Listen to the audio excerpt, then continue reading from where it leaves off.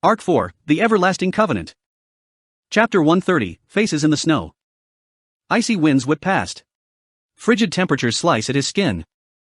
A horde of white hunger swamps everything in sight. The hand he is holding is warm. Natsuki Subaru feels not a speck of hesitation or doubt about standing here. Subaru, great that we had that cool entrance and all, but isn't this a little weird? Yells Subaru about the unanticipated scene as the snow batters his cheeks. Roaring wind rages through Sanctuary, which is currently embroiled in thick snow. Subaru was ready for this to happen eventually, but the date is mismatched to what he remembers. Sanctuary would be buried in snow and lure the mob of white witch beasts at morning. There was supposed to be over half a day of surplus time left. Behind Subaru there stands a silver-haired girl, breathing white with her shoulders heaving. Emilia has been unable to fully restrain the mana overflowing from her body and hath encased herself in ice. Her left side is covered in white, and though it must be painful, not a speck of anguish shows on her face. Subaru mentally praises the bold Emilia, while simultaneously suspecting her as causing the snow. Was she unable to control this frenzy of magic, bringing snow and beckoning the hare? Subaru, but then the order's off. The sequence between the uncontrolled magic and the hare's arrival are backwards. Emilia used her magic to oppose the hare, which resulted in her suffering damage. If Subaru is following the correct course of things, then the real cause is Subaru. Behind Emilia, Echidna's tomb looms. Subaru acknowledges the gazes peering at him out from the entrance and nods. If the people inside are the residents of Sanctuary, then they are not feeling the effects of the tomb's mechanisms. That means that the tomb's operations have terminated, otherwise said that Emilia has defeated the trial. Emilia has overcome the trial. Snow is falling earlier than anticipated. There's the state of Sanctuary citizens, and Emilia's resolute shouts and expression. And there's also Subaru, Roswell. Roswell, dazedly staring at Subaru while sitting beside the tomb's entrance. Subaru doesn't have time right now to check if Ram, sleeping in his arms, is okay. All he can do is trust that she is. Beatrice, Subaru. When the small hand gripping Subaru's own gives him a tug. Hit with an unfamiliar form of address from a familiar voice, Subaru chokes. Subaru, Obna. Beatrice, explain that bizarre reply, I suppose. Subaru, it just feels so novel when you say my name, so. Can you do it again but sounding bashful? Beatrice, what? You are actually mad, in fact. This is no time for buffoonery, I suppose. Beatrice snaps at Subaru's silly request, her expression terrifying. Subaru reluctantly drops the issue, expecting her to ignore it no matter how much he pesters her when. Beatrice, as Subaru, there, I did it, in fact. Subaru, Biko, you are adorable. Beatrice. I'm never saying it again, I suppose. I'll remember this for after we're done, in fact. Yells Beatrice, her face red as she swings her held hand in a huff. Subaru looks at her, charmed, while also directing his attention to the horde of approaching hares. He licks his dry lips. Subaru, so, Beatrice. We're fighting the sizable hare, where's your mental prep sitting? Beatrice, I am moments post-contract. The opponent is one of the great witch beast triumvirate. We are unprepared and conditions are poor. My contractor is a novice. I haven't participated in battle in 400 years. Subaru, and? Beatrice, I could ask for no handicap finer, I suppose. Beatrice smiles fearlessly as the beasts, their teeth chattering, swoop in to close the distance. Subaru steps forward to face their attack and glances to Emilia behind him. Subaru, me and Beatrice are about to crush the sizable hare. Emilia Tan, I'm sorry for this, but summary gonna slip past, so I want you protecting everyone. Emilia, Emilia cuts her sentence off there, hesitant for a moment. But after closing her eyes and taking a quiet breath. Emilia, right. Leave it to me. And I'm leaving it to you. Subaru, yup, all mine. Put the right people in the right places, split the roles up between them, do what's best for you to do. Emilia gives a deep breath as she concentrates on controlling her magic and erects a defensive line. The snowfall continues to rage as Emilia forms a blockade of ice. Subaru steps out from Emilia's line of defense as he gazes at the white typhoon. Red eyes and sharp fangs stretch on as far as his eyes can see. Coated in pure white fur, this is the witch beast spurred by the most primitive and insatiable hunger in the world. The sizable drove otherwise said, the sizable hare. The chittering of their fangs makes the ache in Subaru's soul spread to his whole body. He has died gruesomely, flesh devoured, and innards ravaged to those fangs. He has felt the agony of a hole gaping through his abdomen, spouting blood while teeth severed his windpipe. And he knows the overwhelming feeling of loss from death, his body chewed up and missing limbs, in Emilia's arms. To complete this loop series, Natsuki Subaru must surmount this witch beast. Beatrice, are you afraid, I suppose? Asks Beatrice to Subaru, holding his breath as he gazes at the beast. Her face is impassive as she glances up at him. But her eyes, and her expression, inform Subaru far more eloquently than her words. Inform him exactly who it is that stands beside him. Subaru, nope. Not at all. Beatrice, oh? Subaru, Emilia's at my back and you're at my side. It's like I'm strongest man in the world. Beatrice, doubtlessly, in fact. Beatrice's cheeks relax into a smile.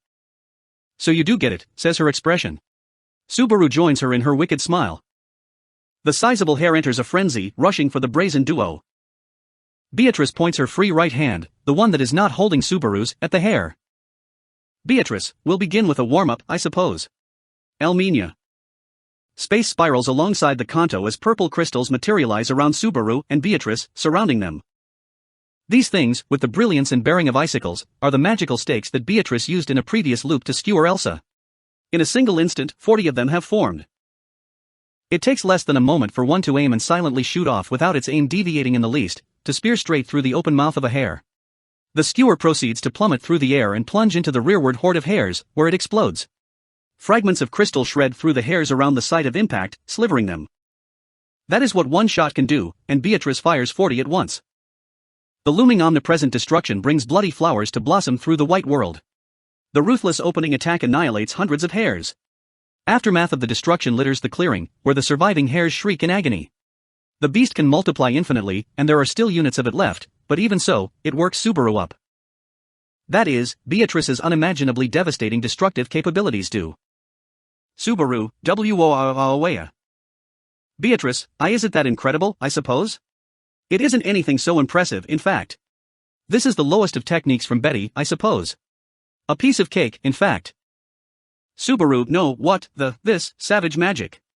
What affinity? Beatrice, it's obviously going to be Ian, I suppose. I'm not the best at other types of magic, in fact. Says Beatrice, not looking entirely satisfied about Subaru's praise. The ravaged witch beast immediately starts cannibalizing the gore from the corpses and multiplies itself again, but Beatrice pays this not the slightest of mind. Beatrice, pay attention in fact, Subaru. Here's a lecture from one user to another, I suppose. Subaru, what, is that all? Beatrice, Subaru, was our relationship just about both being een? Beatrice, that wasn't what I meant, in fact. You're a fellow user, my contractor, and also Betty's Subaru, I suppose.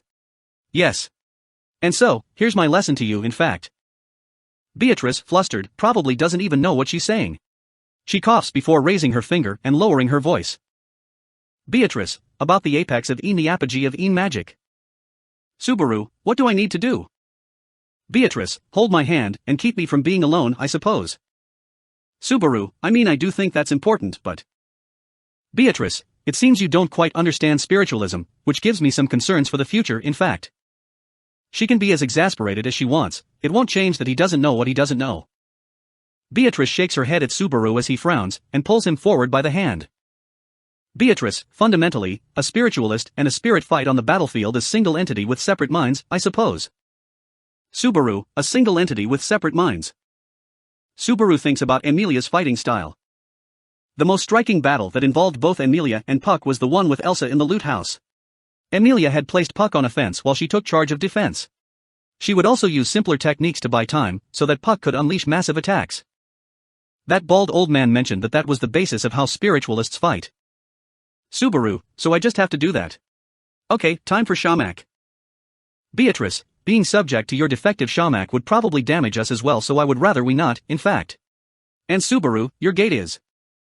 Beatrice trails off, looking reluctant to speak. Subaru feels apologetic that he forced her into giving this consideration. His gate is probably junk. He abused it. He can feel that it's broken. Again, he is speaking fantasies. Beatrice, it's coming, I suppose. Mutters Beatrice halfway through her speech. The instant after Subaru grunts in confusion, he realizes that his feet are no longer touching the ground. Beatrice kicks off the ground, and the jump carries the two of them straight into the air like a spring. That exact nanosecond, a horde of witchbeasts' fangs closes in on the spot the two had just been. The hare's fangs clatter against each other as the hares leap off the ground in pursuit of the two. Subaru, we're flying. Beatrice, we only jumped in fact. I've diminished the effects of gravity with the een spell Murak, I suppose. If we desired, we could fly by riding the wind in fact. Subaru, you see we're falling though. Beatrice, we could keep riding the wind if we were simply fleeing, but we are annihilating them, I suppose. Like leaves tossing in the wind, Subaru and Beatrice are buffeted by blizzard. They regardless fail to gracelessly flip upside down midair, probably by Beatrice's doing. The two are on slow descent from their 10-meter high peak. The hares wait below them with their mouths gaping open, leaving Subaru to put his hopes in another rally of magical spears. Beatrice, Subaru, a continuation in fact. Spiritualists don't cast magic by using their internal mana, but by directly manipulating the ambient mana, I suppose. A contract with minor spirits is essential for this, so you are not currently meeting those requirements in fact. Subaru, Beatrice-san? There's kind of a whole bunch of them right under us. Beatrice, just listen to me, I suppose. Your gate is trashed, and you cannot use minor spirits. So poor useless hopeless Subaru's only role is to stay at Betty's side and praise Betty's magnificence, I suppose. Why are you even here in fact? Subaru, that's what I want to know. Beatrice, then I'll teach you, I suppose. The witch beasts leaping up from below them will start reaching their feet in no time at all. If their fangs bite on, the hares will never let go. Even he has to find it overwhelmingly lame to take huge damage and start crying after how cool and composed he acted. Subaru yells rather hysterically at Beatrice. Subaru, what do I do? Beatrice, visualize in fact. Imagine the same crystals that I made before, I suppose. They are crystallized mana, spears weaved from corporeal magic. They taper to sharp points with ruinous shards packed inside them, piercing through defenses and stabbing into flesh. Visualize this attack. Subaru, visualized.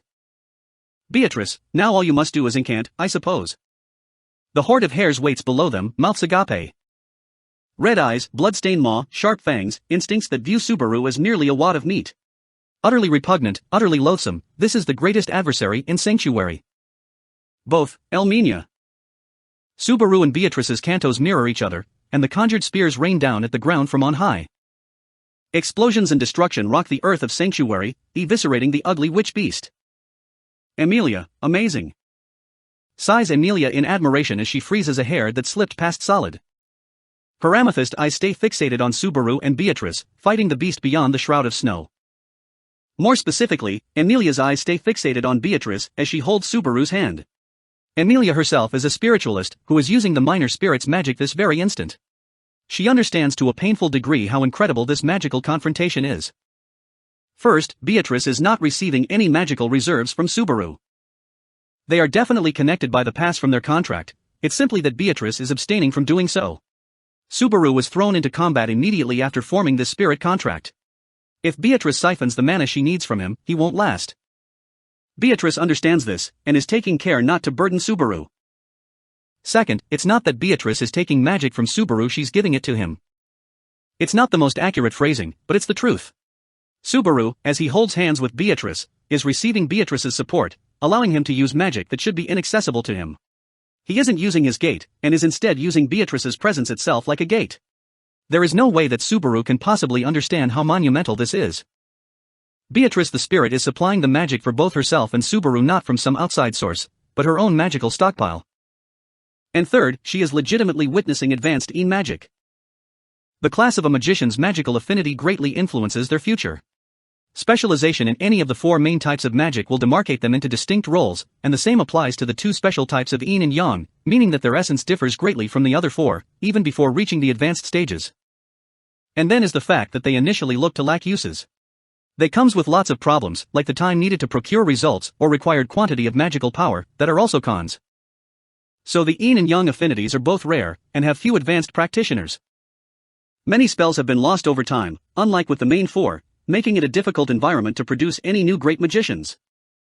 Yin has all of these glaring issues, and Beatrice has mastered it. And she is using ancient magic, long lost to time and history, as if it's nothing. Amelia, whoa, they went really high that time.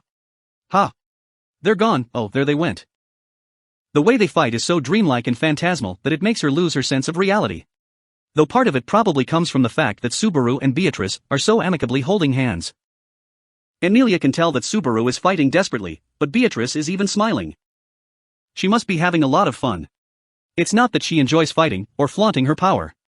It's just that doing this is fun for her. Amelia. Amelia blinks and Subaru and Beatrice have moved to a completely different spot. It's teleportation magic akin to the more limited gate crossing. Purple spears blast through a row of hairs from either end, the beasts shrieking furiously as they try to leap at the two, only for their bodies to catch on something midair and shred apart. Amelia strains her eyes. She spots it. The fragments from the detonated spear have not vanished, and instead sit suspended in space, as if frozen in time. The leaping hairs shred themselves on those splinters, ripping themselves apart. The crystalline trap is spread all across the area as the witch beasts move, jumping, tumbling to resolutely attack the two, all while triggering the trap quite comically. The sizable hare is a fearsome witch beast, but the individual hares are not that threatening. They lack any great power, and should an experienced fighter pay mind to the hare's ferocity while combating it, they will definitely come out ahead. A fighting style as reckless as follow your instinct to eat will learn nothing. They want their fellow hares to be caught and dismembered in the traps, because their hunger is everything. So they pay no heed to the fact that they will die caught in the exact same trap, jump at them, and become a cadaver. Amelia, Amelia strikes another hare that escaped the siege with her magic. She dashes over to the frozen hare and kicks it to pieces without any hesitation. It shatters into shards of ice, so utterly deceased that it cannot reform. Subaru and Beatrice have been putting in such a good fight that only a surprisingly few hares have slipped past to Amelia. Amelia can even concentrate on suppressing her own magical power. But even as she watches Beatrice's display of overwhelming strength, Amelia cannot erase the kernel of anxiety within her. Beatrice's snare is powerful and cunning. The sizable hare keeps catching itself in the trap, building a mountain of corpses. But Amelia cannot see the end. What Amelia witnesses is one of the hares trembling, when another hare appears as if sprouted out of the first one's back. The hares repeat and repeat this, the beasts multiplying like mice. 100 hares compounds into 200 in an instant, and into 400 in the next. It has numbers and wretched instincts ignorant to the concept of stopping. Which is why this beast is counted as one of the great three, and has gone 400 years doing whatever it wishes as a calamity. Amelia, Subaru, Beatrice. Amelia calls their names. Though they look to have an overwhelming advantage, they mustn't fall negligent. Amelia will never forget how she shivered after returning to the tomb with Roswell and Ram, and first confirmed the sizable hare's presence. Those eyes regarded every single thing alive as nothing more than its food. An entity truly incapable of any coexistence will make those who oppose it feel that utter despair. To oppose that overwhelming absurdity, Amelia needed to demonstrate comparable power. And that was what she had intended to do. A torrent of magic churns within her, not fully under her control. It surely cannot all belong to her alone, and should she unleash it, it will annihilate the sizable hare. She would be offering her life in exchange. And she was prepared to do that, if it came to it. Amelia, Subaru. She murmurs his name as he fights on. Her had known about the hare's attack beforehand, and it doesn't seem that he's fighting it without a plan. He's brought Beatrice out of the Forbidden Archive, and has her so full of life. He would never do anything to bring gloom to that smile. And so Amelia believes in Natsuki Subaru. White magic, capable of ending everything, asserts its presence in her heart. She holds it down, advising that its time has not come yet. She believes in his words. For Subaru, using magic has always been tantamount to whittling away his soul. At first it had been exactly like what Puck and Roswell had said, that Subaru possessed not the slightest of talent as a magician. It was so bad that, when he first used Shamak, he couldn't keep himself from wringing out his mana, and so fell immobile. He next got by on hits of Bako fruit. He used magic during his duel even when he was prohibited from doing so, and ultimately he abused his gate so terribly that it collapsed. He has not any hope of being a magician. Magic had saved Subaru many times, but he considered it something like whittling away at his already delicate core, sharpening it down, something like that. He thought it inevitable that it broke. And so he had only dreamed about doing what he's doing now, firing off consecutive blasts of incredible magic, and could only think this reality impossible. Subaru, hey, Beatrice. Should we really keep blasting them like this? The sizable hare generates more hares than what Subaru and Beatrice defeat. The hares eat their dead brethren, steadily compounding in number. It seems like they're using their multiplication as energy, for each hare grows more forceful the more that their number compounds. This does encourage some dim hopes that, if they keep buying time, the hares will eventually run out of energy to multiply themselves. But Beatrice, there's no limit to their propagation, in fact. That's how they were crafted to be, I suppose. Even when they verge on destruction they will not be destroyed. Unless you annihilate them all at once. Subaru, so what do we do? Do you have any ideas? Beatrice, Subaru, are you trying to rely on adorable Betty for everything, I suppose? An explosion of crystal opens a hole in the mob, blasting the hairs away, to be dismembered on the suspended shards. Beatrice sees this through as she pulls Subaru's arm and hops into the air. Though neither her tug nor her jump are that forceful, she easily succeeds in both. Beatrice walks on air, dancing through space to avoid the hare's fangs, as she weaves through gaps in her crystalline snare. The lack of a single drop of blood sullying her extravagant dress proves that, in this fight, she feels not the slightest agitation or unease. Beatrice, we're moving, in fact. Subaru, right. With that, space bends, and the two engage in a short-range teleport. They cross through space in a manner unlike gate crossing, reappearing behind the horde of hares.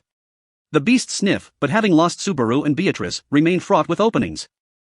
Beatrice, you take the left, I suppose. Subaru, right's all yours. Visualize. Beatrice's magic reacts to Subaru's fantasy, manipulates the world, and brings about that transformation. He definitely feels that he is benefiting at her expense, but that's why he's not playing around in the slightest.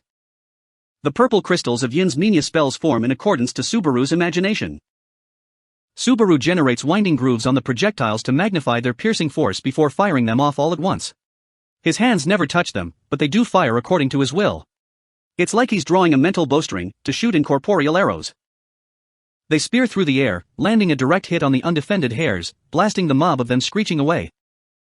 Beatrice's destruction does the same thing to the right end of the mob, scattering them in all directions. Fissures in space swallow mobs of hares, sealing several hundreds inside a closed space as if in a picture frame. The hares hop about beyond the looking glass. Beatrice fires a crystalline spear at the heedless mob of hares, shattering the planar world to pieces, sending the hares inside to their end. Subaru swallows his breath, astonished at Beatrice's multifaceted sorcery. While Subaru keeps repeating Minya like an idiot, Beatrice keeps repeating entirely new combinations of Yin magic to annihilate the sizable hare. It's as if she's showing off every card she has in hand to Subaru. Or as if she's doing it to remind herself of her skills. Beatrice, about now, in fact. Subaru, The sizable hare has been cut down in number, only for it to instantly regenerate the exact quantity it lost. Subaru witnesses this, and again feels the strangeness that he has been feeling for a while now. Putting that together with Beatrice's muttering, Subaru feels the urge for a conversation. Subaru, Beatrice. They've been recovering the same number they lost, but doesn't it feel like they've never gone over their original amount? Supposing there are 1,000 hares, if Subaru defeats 100 of them, it multiplies to make 100 more. If he defeats 200 hares, he gets 200 more hares. The scales have not tipped once, no matter how many of them he kills. But Subaru has never seen them multiply beyond that highest number. Beatrice nods to Subaru. Beatrice, their multiplication itself may be unlimited, but there is likely a ceiling to how many hares there can be, in fact. So they cannot multiply beyond that, I suppose. Subaru, then, if we can finish off that ceiling all at once. Beatrice, theoretically, that will destroy it. But that presents its own difficulties, in fact. Subaru sees hope, but Beatrice makes a complicated expression. Well, of course. There are enough hares to drown out everything in sight. If they had the magic to burn everything in visible range, then they might be able to destroy the hare, but how much power would it take to do it all in 1 second, and get all of them? It's a violent plan akin to missile bombing the whole region. And if even one of them survives, they will all instantly regenerate. The risk is far too great. Subaru, then, okay. That's it. Beatrice, you've thought of something, I suppose? Subaru, it's me being utterly dependent on you yet again, but yeah. Subaru watches the witch beast multiply as he whispers into Beatrice's ear. Beatrice lowers her gaze in thought, and nods. Beatrice, I've been thinking the same thing, in fact. But doing it would require. Subaru, I know there's a bottleneck. However, you better not get the wrong idea, Beatrice. Beatrice? Subaru, it's not like we have to solve this problem on our own, yeah? Beatrice's eyes widen at this. She gives a quiet sigh, pitching over in Subaru's direction to set her forehead on his chest. Beatrice, truly, Subaru, you present some extraordinary solutions, in fact. Subaru, I do promise to be such a thrillingly fresh and novel contractor that you'll never ever get bored. Subaru shoots her a thumbs up, his teeth sparkling. Beatrice smiles wryly before looking up, her face against his chest. Beatrice, fine I suppose, let's do it in fact. But even Betty needs time to pull this off, I suppose. Let's see you manage well over that period, in fact. Subaru, just pretend you're relaxing on a safe sturdy boat. It's what I'm doing. Beatrice, we'll see who'll be doing the paddling, I suppose. Beatrice pushes away from Subaru's chest. She takes a breath, closes her eyes, and begins focusing on escalating her magic. Seeing this, Subaru psychs himself up and kicks off the snow. The witch beast's fangs click and clatter as it chases Subaru running. Silhouettes come swooping for his legs. But they're too slow. After these 2 days of butcheries, the sizable hare looks wimpy. Subaru, out of the way. Move it. I don't have the time to deal with you right now. Subaru dodges the fangs, kicks away the hares. He incants, using crystal spears to force open a path, as he charges through the clearing with Beatrice cradled in his arms, sprinting back to the tomb. Emilia, Subaru. Emilia looks shocked as she witnesses Subaru's return. Subaru skids to a stop beside her before placing Beatrice, her eyes closed, on the snowy ground beside him and stroking her head. Subaru, sorry, Emilia-tan. We're having some trouble pulling it off on our own. Emilia, I mean, that's fine, but what do we do now? Right, I'm going to. Subaru, no, we have an idea for how to beat it. You don't have to use your suicide bomber absolute death moves. Or actually just don't use them. It'll make all our efforts until now pointless. Emilia swallows her breath and stares intently at Subaru's face. Did she seriously think he wouldn't figure it out? She seriously did, didn't she? Of course Emilia would, if truly backed into a corner in a situation like this, bring harm to herself to land the decisive blow. What an impossible girl. It's okay to hurt myself if it saves everyone? Just stop. Subaru, it's best that everyone's safe and everyone's saved, duh. Emilia, Subaru. Subaru, so Emilia-tan, I have kind of a crazy request. If it doesn't look feasible then I'll think on it more, but if it looks feasible then I want to see your best. Let's all win this together. Emilia. Emilia puts her hand to her chest, seeming to feel something about Subaru's statement, blinking several times. Subaru conjures crystal spears and fires them at the witch beast horde to hold them in check, buying time for Emilia to come to her decision. It does not end up taking long at all. Emilia, all right. Let's do this, Subaru. I'm ready for anything. Says Emilia, stealing her resolve, her gaze determined. Subaru pumps his fists as he glances back to her. Subaru, that's the spirit. Here we go. Subaru feels incredible swells of magic beside him, coming from both sides. Emilia stands on his left, and Beatrice on his right. Each of them holds one of Subaru's hands, linking the three of them together. There was no real significance to them doing this. It's just to motivate Subaru. In context of battle, you call motivation morale. And high morale is essential for dictating the tide of battle. Subaru, visualize, visualize, visualize. Subaru envisions the wicked, powerful, magical assault. He creates pointed amethyst spears and bombards the expanse of approaching hares with them. He fights his hardest, repeating volley after volley to keep the hares from reaching either themselves or the tomb. Subaru is not using his own mana to cast this magic. So he is casting without suffering any strain would be a complete misunderstanding. He is getting the mana he needs to cast from Beatrice, but Subaru is the one regulating the magic. He visualizes the spear's force, their aim, their quantity, materializes them and fires them, then instantly moves to the next attack. He would be suffering even more bodily fatigue alongside this, were he an actual magician. He cannot hope to imagine the immense burden and concurrent workload. He can agree with his lack of talent for it. The spears strike against the ground, shockwaves and detonations, sending the hares flying as they screech in protest. Their fangs click and chitter and click and chitter and click, and with the howling blizzard as accompaniment, it sounds like the cogwheels of hell, or something to that effect. The cogs on the grim conveyor to send Subaru's team to the guillotine press ever closer. Subaru, Minya. Minya. Ah crap. Biting my tongue on this magic. While grumbling about the unpronounceable incantation, Subaru takes aim at the charging hare. He fires the conjured crystals, and the leading hare's head goes untouched as the spear strikes the ground before it, and the shockwave pushes it back into the mob. The plan is in phase 1. Subaru is controlling the horde with his conjured spears, but he isn't killing them. They want to avoid disruption to the ceiling, and having the hares multiply at some indefinite juncture. He is keeping the sizable hare at its ceiling while pinning it in place. Although, Subaru, if you're attracted to mana's smell, then there's no way you're prying your attention from us. After all, there are two people here maintaining nigh unwitnessed magnitudes of mana. And they're both beautiful girls. Subaru, right now, has flowers in both hands. Anyone would envy him. Subaru, visualize, visualize, visualize. Come on, you gotta be jealous. Wanna try coming closer? Hum Subaru, not neglecting to taunt the animal. Part of it is to inflame the enemy, but it's more about Subaru encouraging himself. If he feigns that an extraordinary situation is an ordinary one, he can manage to keep himself going. If he doesn't do this, he cannot assure himself steady knees. Both of his hands feel a warmth. With this touch on his palms, he absolutely cannot show the pathetic side of himself. Subaru, visualize, visualize, visualize. Mutters Subaru over and over as he strains his eyes. The horde of hares has pushed forward, there is a limit to how far Subaru can restrain them. But preparations are not in place yet. Not Emilia's, or Beatrice's, or Subaru's. Emilia, Subaru. He feels someone squeeze his hand, and looks to find Emilia gazing at him, her eyes faintly open. Her preparations are in order then? She is smiling, awaiting Subaru's signal. Subaru, HK. Pushed onward by Emilia's gaze, Subaru strains his bloodshot eyes further. The curtain of blustering blizzard is thick, constantly concealing and revealing the places he is trying to see. But the sight of their wriggling, white forms does tell Subaru of the slight difference between the witch beast and the snowbanks. Just a little more, a tiny, right there. Subaru grits his teeth. Waits for the moment. Confirming that the front, the sides, all of it, everything is correct, Subaru's eyes shoot open. Subaru, now, Emilia. Follow the lines.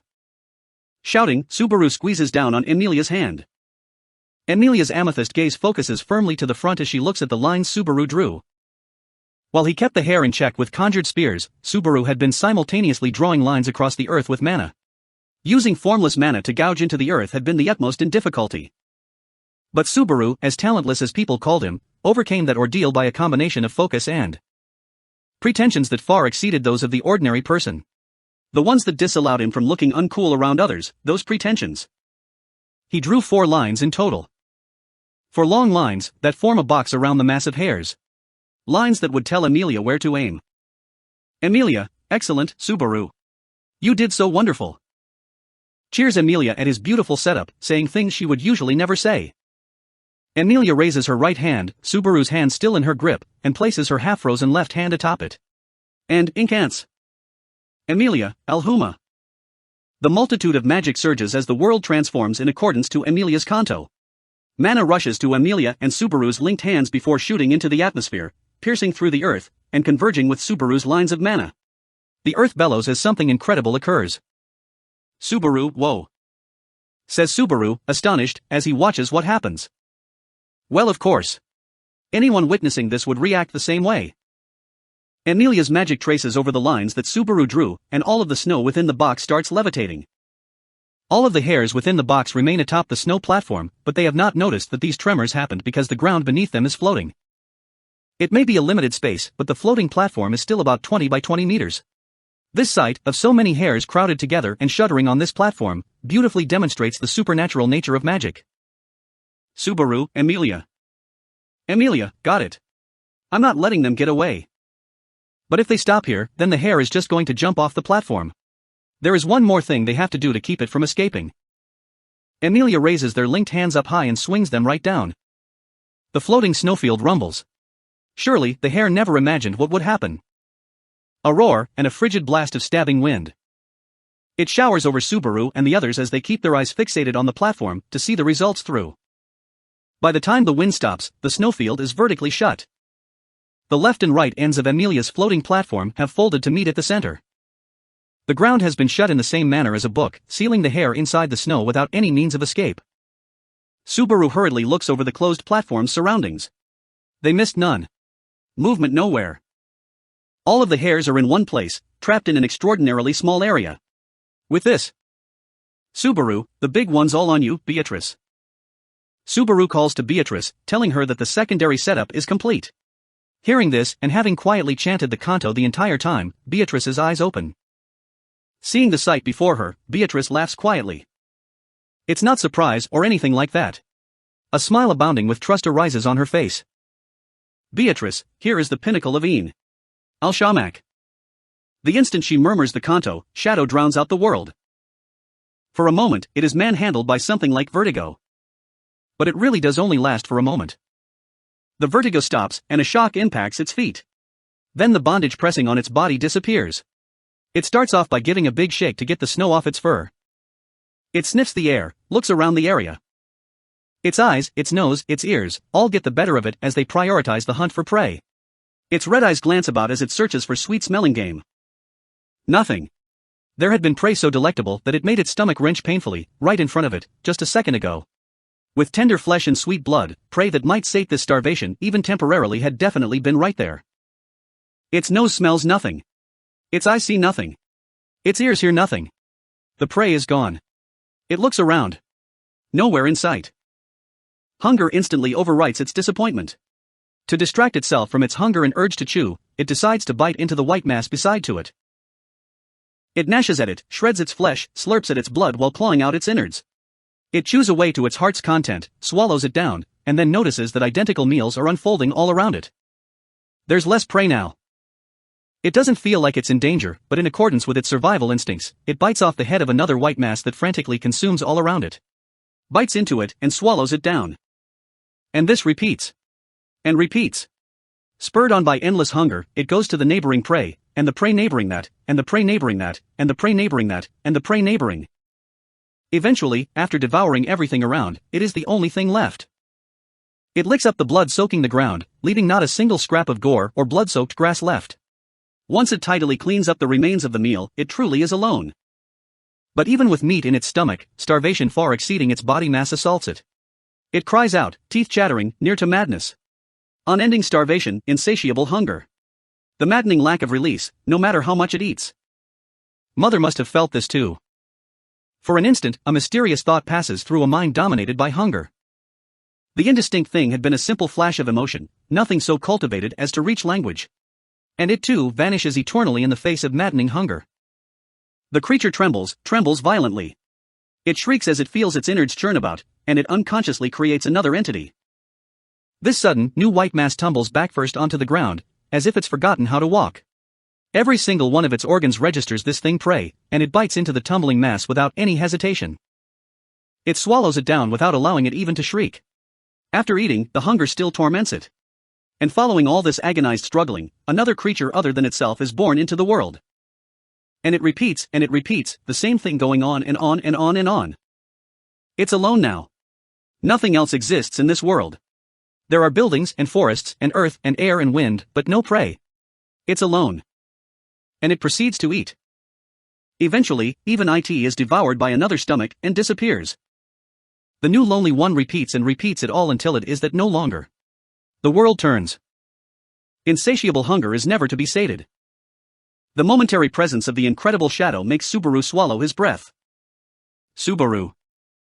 The black orb that Beatrice's Kanto created swallows the snowfield trapping the hair that Emilia sealed, then proceeds to shrink smaller and smaller, before eventually shrinking smaller than a marble and silently vanishing. Even Subaru, who does not know the theory behind this feat, understands what this means. Al-Shamak, the greatest of Shamak spells, is magic that affects space. The magic swallowed the hair and the snowfield, then blasted them all into another dimension. Neither regeneration nor multiplication mean anything anymore. Because it's literally another world's issue. Subaru, I know I did ask you to send them into an isolated space like the Forbidden Archive, but... Beatrice, do I hear malcontent, I suppose? Subaru's voice trembles before the incredible feat, while Beatrice pouts beside him. She puts her hands to her hips, quite displeased with Subaru's attitude. Emilia, seriously, wow. The whole thing makes Emilia's eyes open wide as well. Emilia is more learned in magic than Subaru, so her surprise is happening on another vector. Her powers have probably settled in somewhat after half-freezing herself, and using such immense magic. Once she figures out how to control it, she'll probably be fine. Subaru looks around, confirming that there is nothing where the hair used to be. Then he glances behind him, and confirms that the tomb is secure too. Peeking out from the tomb is an expressionless mob of Lewises. Looks like the Lewis doubles have all managed to reach safety too. Roswell is leaning against the wall beside the tomb's entrance, with Ram in his arms. Ram's hand is touching Roswell's cheek, and Subaru can see that Roswell is crying. Subaru. Witnessing that, Subaru feels the weight in his chest disappear. There are still so many things that they have to talk about. Otto, Garfield, and the others are still back at the mansion. He does believe they're safe, but they need to meet up and talk. And on this side, too. He has so many things to ask Emilia. But somehow, it feels like everything is alright. There are so many things he hasn't verified yet. But seeing Roswell crying, and Ram smiling softly as she watches him, makes Subaru feel that, hey, everything's alright. Amelia, Subaru, come on. Subaru takes his breather, until Amelia suddenly pokes his cheek.